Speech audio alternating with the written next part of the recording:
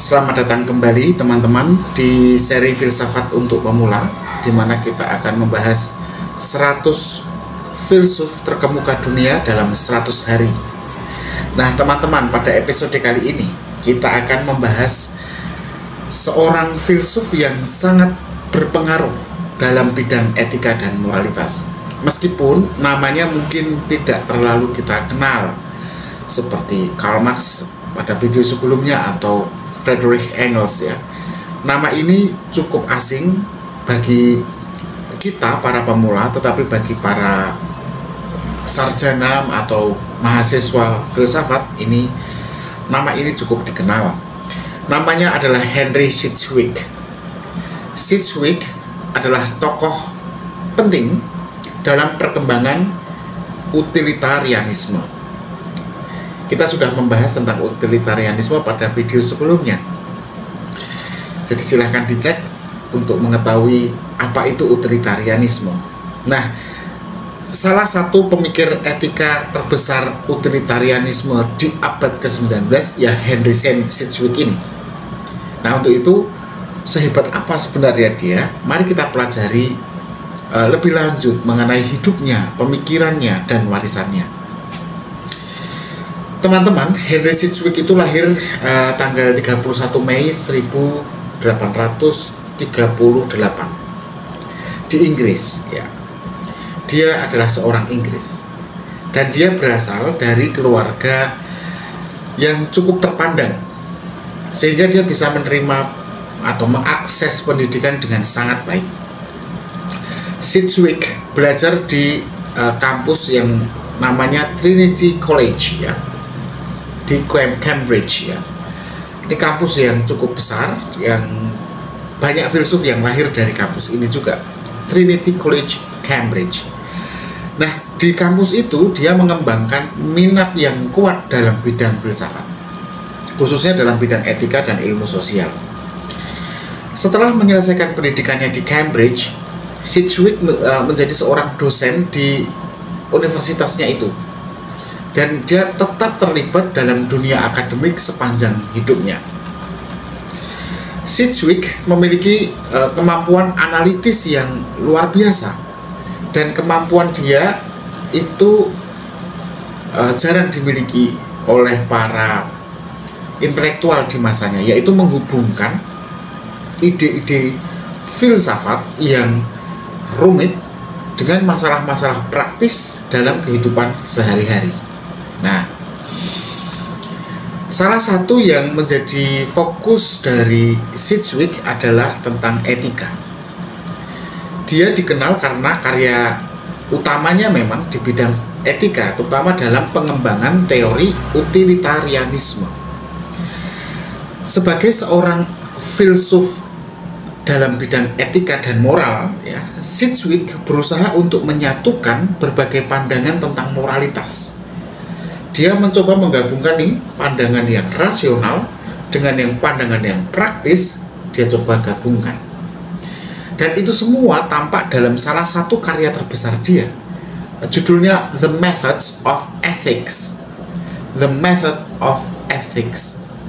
Buku itu diterbitkan pada tahun 1874. Nah, dalam bukunya itu, Sidgwick mengembangkan teori utilitarianisme dengan lebih sistematis dan lebih rasional daripada karya-karya yang dia buat sebelumnya. Dia berpendapat begini, bahwa tindakan yang baik adalah tindakan yang menghasilkan kebahagiaan terbesar bagi jumlah orang yang terbanyak. Itu kan pandangan utama sebenarnya atau dasar dalam sistem atau prinsip berpikir utilitarianisme. Tapi Sidgwick tidak hanya mengulangi prinsip-prinsip utilitarianisme klasik yang dikemukakan oleh sebelumnya Jeremy Bentham dan John Stuart Mill yang sudah kita pelajari di video sebelumnya. Apa yang baru? Jadi dia itu mengembangkan pemikiran tentang konflik moral yang dihadapi oleh individu ketika individu itu harus menanggung kewajiban moral yang satu dan yang lain itu saling bertentangan. Itu seperti misalnya saya adalah seorang polisi, tapi saya juga adalah seorang ayah. Ketika anak saya berbuat kejahatan, kewajiban moral saya sebagai ayah adalah melindungi. Kewajiban saya secara moral sebagai polisi adalah memenjarakannya, menangkapnya. Nah, ini kan ada konflik moral antara kewajiban moral satu dan yang lainnya yang harus ditanggung oleh individu. Nah, Sidgwick kemudian menyadari kalau kita itu sebagai manusia seringkali terjebak dalam dilema moral, di mana keputusan yang satu dapat menguntungkan banyak orang, tetapi terkadang justru merugikan beberapa orang lainnya. Nah, untuk itu Sidgwick kemudian mencoba melakukan pendekatan yang rasional dalam metode utilitarianisme dia, gitu ya. Sidgwick memandang utilitarianisme sebagai prinsip yang sebenarnya sangat rasional. Karena itu dia berfokus pada hasil dari tindakan dan bertujuan untuk memaksimalkan kebahagiaan secara keseluruhan. Nah, salah satu kontribusi Sidgwick adalah penekanan dia pada pentingnya pertimbangan objektif dalam penilaian moral. Sidgwick berpendapat begini, bahwa kita tidak boleh hanya mengikuti perasaan atau intuisi saja. Kita harus menggunakan analisis yang rasional untuk memutuskan tindakan yang paling bermanfaat. Sidgwick juga mengakui bahwa meskipun utilitarianisme itu bisa memberikan panduan yang jelas dalam banyak situasi, karena dengan pertimbangannya yang rasional tadi, yang menguntungkan mana, yang tidak menguntungkan mana, tetapi sistem berpikir dalam utilitarianisme ini juga menghadapi satu tantangan yang besar dalam hal bagaimana menyeimbangkan kepentingan individu sebagai seorang ayah pada anaknya tadi dengan kesejahteraan kolektif, kepentingan umum sebagai polisi. Itu tadi yang sudah saya jelaskan.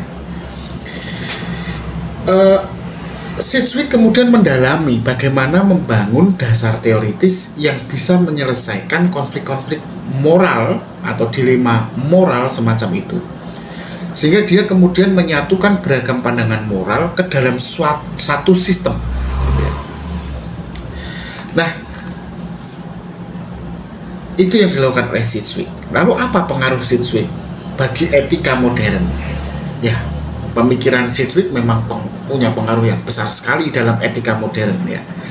Sebagai tokoh utama dalam tradisi utilitarianisme yang lebih modern daripada sebelumnya, dia mempengaruhi banyak filsuf selanjutnya, ya. Contohnya G.E. Moore, John Rawls, dan banyak yang lainnya yang nanti juga akan kita bahas pada video-video berikutnya, di mana semua intelektual atau pemikir atau filsuf selanjutnya ini akan terlibat dalam pengembangan teori etika dan keadilan sosial. Landasannya tetap Sidgwick ini, ya. Nah, Sidgwick itu juga dikenal karena pendekatannya yang sangat hati-hati terhadap masalah-masalah moral yang kompleks, sehingga itu membuatnya terus relevan untuk dibicarakan hingga saat ini, terutama di kalangan para pemikir etika dan moral.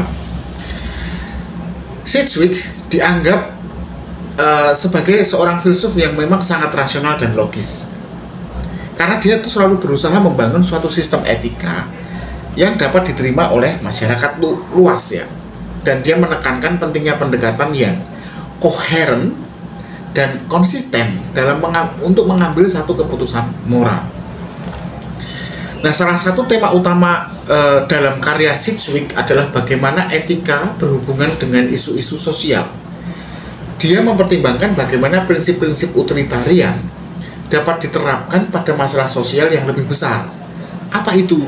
Yaitu misalnya, ya, distribusi kekayaan, hak asasi manusia, dan berbagai masalah-masalah ekonomi. Nah, ini kan masalah-masalah yang kompleks isu-isu sosial yang kompleks, yang kemudian etika itu terkait sekali dengan semuanya itu.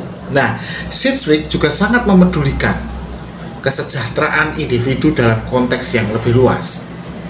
Dalam karyanya dia menganalisis bagaimana masyarakat bisa menyusun kebijakan yang tidak hanya menguntungkan sekelompok orang, sebagian orang, tapi juga bisa memaksimalkan kebahagiaan bagi semua orang tanpa mengorbankan hak-hak individu, apalagi yang minoritas.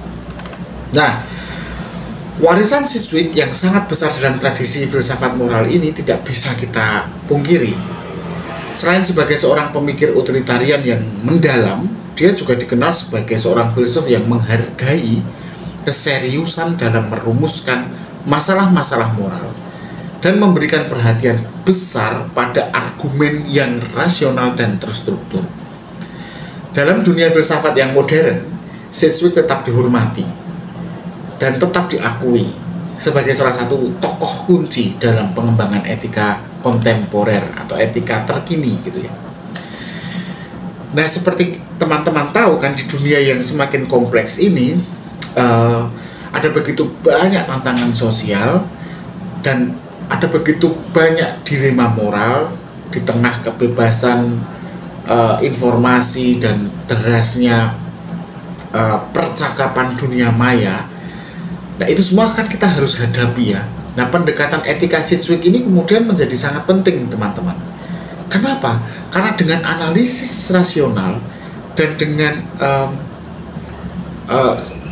upaya untuk selalu mencari jalan tengah antara prinsip-prinsip moral yang berbeda, Sidgwick mengajarkan kepada kita, atau bahkan dia memberikan kepada kita alat berpikir yang berguna untuk menghadapi dilema etika dalam kehidupan modern.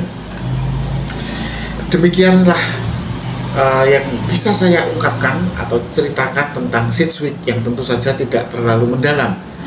Tetapi dia adalah seorang pemikir besar yang teman-teman layak untuk mempelajarinya secara mandiri. Dia berkontribusi dalam pengembangan etika dan utilitarianisme modern. Dan pemikiran Sidgwick ini, percayalah, dia akan bisa mengajarkan kepada kita cara berpikir yang rasional dan objektif saat kita harus membuat keputusan moral. Karena tetap dalam polanya Sidgwick ini selalu mempertimbangkan kesejahteraan bersama. Terima kasih teman-teman telah mengikuti episode kali ini, dan jangan lupa untuk like, subscribe, dan berbagi pendapat Anda di kolom komentar. Kalau ada kesalahan, silahkan diperbaiki. Kalau ada tambahan, silahkan dituliskan juga. Sampai jumpa di episode berikutnya. Tetap berpikir kritis.